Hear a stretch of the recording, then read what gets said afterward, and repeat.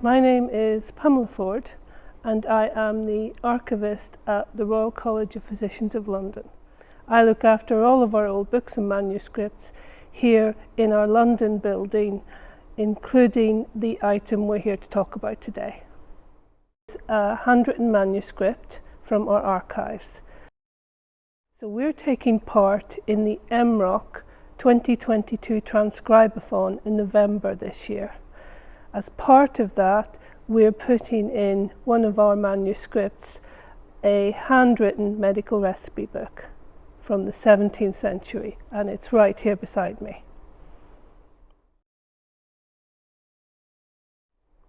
So this manuscript is listed in our catalogue as a handwritten medical recipe book from the 17th century. So I'm just going to break down how we've described it like that and what that actually means. So I'll start with the word recipe. So you think of today a recipe in a culinary sense. You make a meal.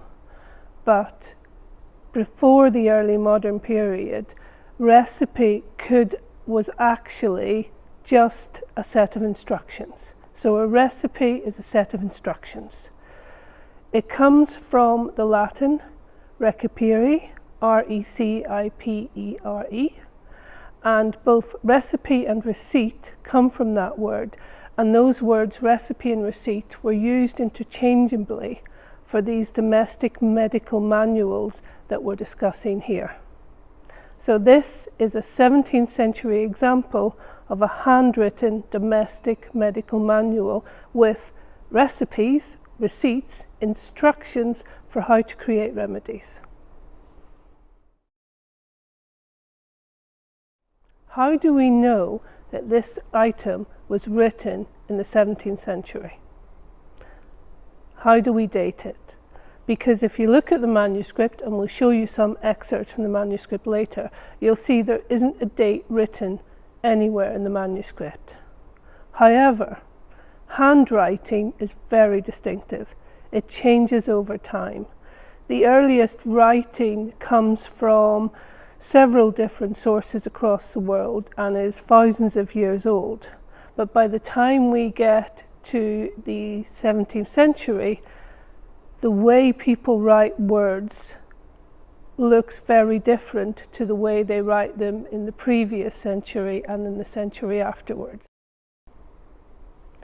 In this book, there are 3 different kinds of handwriting at least, but they all have the same stylistic elements which date this book to the 17th century. Another way we can date this book and other similar volumes is by the attributions on the recipes. So this simply means if there's a particular name listed as being the source of a recipe or someone having endorsed it. So for example, the most obvious thing from this manuscript is that it talks about a King James recipe. And King James came to the throne in 1603 after the death of Elizabeth. So we know that that particular recipe in the book can't have been written before 1603. And then another really good dating clue is that of a recipe attributed to Sir Theodore de Mayerne, who was actually one of the Royal College of Physicians' most prominent members and a royal physician. And the recipe attributed to him clearly implies that he's already died. And he died in 1655, so therefore that recipe must have been written sometime after that time. Further evidence for dating often comes from the ingredients of recipes themselves. So for example, in this book, they use tobacco as a remedy. One of the recipes is about smoking tobacco in a pipe, and smoking tobacco in a pipe was very common in the 17th century. So again, a very good clue.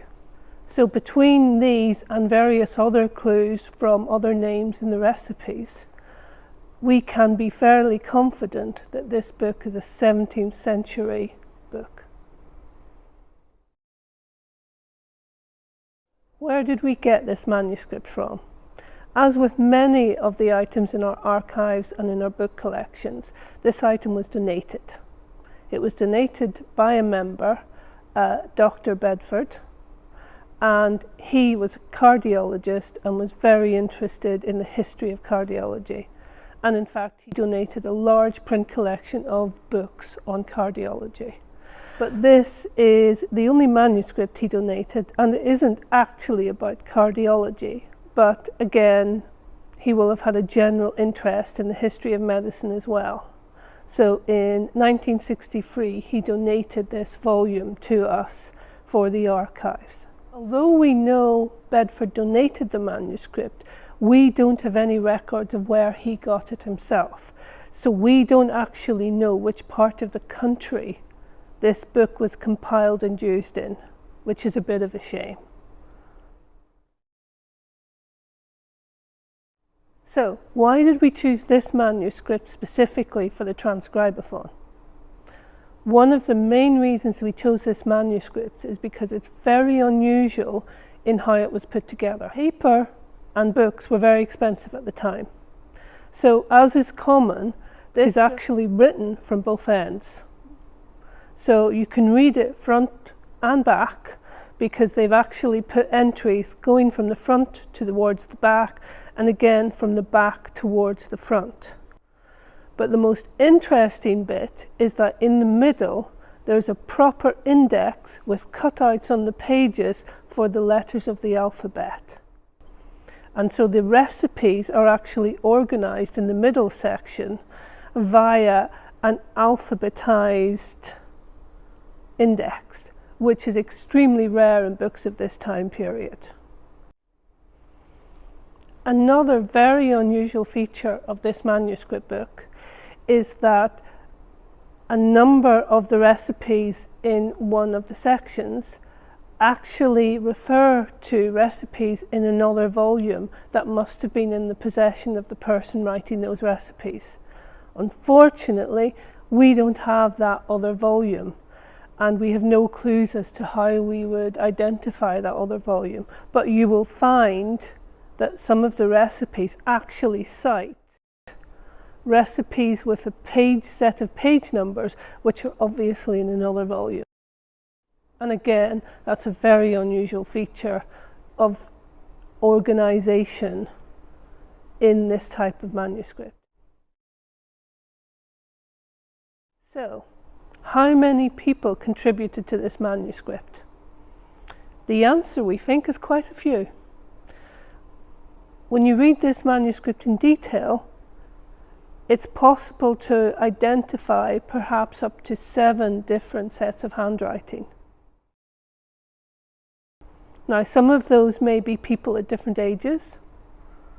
The same person writing when they're young and then writing later entries when they're older, and perhaps they have arthritis and can't write as well. But it does look like there may be up to 7 distinct sets of handwriting in this volume, which isn't too unusual because these volumes were handed down in local communities and within families. So very few of these volumes are written entirely in one set of handwriting. It's probable that this volume was used by a set of local healers, and there are a number of reasons why we think this. One of which is that it's actually written incredibly precisely in terms of amounts and descriptions of how to use things compared to some other volumes. And another is that there are a number of instances where they talk about when and how a recipe was used. So we do think this was by local healers.